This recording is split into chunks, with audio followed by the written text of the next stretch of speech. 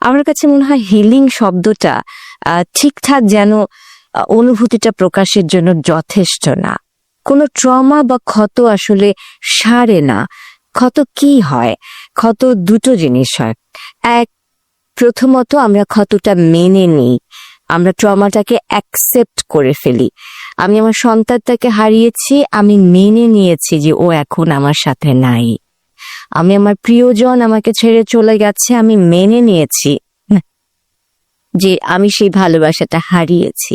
So যে ট্রমাটা আমাদের হয়, এই ট্রমাটা আসলে আমরা প্রথমে আমরা মেনে নেই। ট্রমাটা, ওই ক্ষতটা এক্স্যাক্টলি ওরকম থাকে। কিছু ক্ষত থাকে, কিছু ক্ষত না। আমার মনে হয় পৃথিবীর সব ক্ষতই এমন যে আপনি যত এটাকে ব্যান্ডেজ দিয়ে সিল করার চেষ্টা করেন না কেন, যদি কোনোভাবে এখান থেকে কিছু সময়ের জন্য এটা একটু সরে যায়, একইভাবে রক্ত পড়বে যেভাবে ডে 1 বা প্রথম দিনে রক্ত পড়েছিল।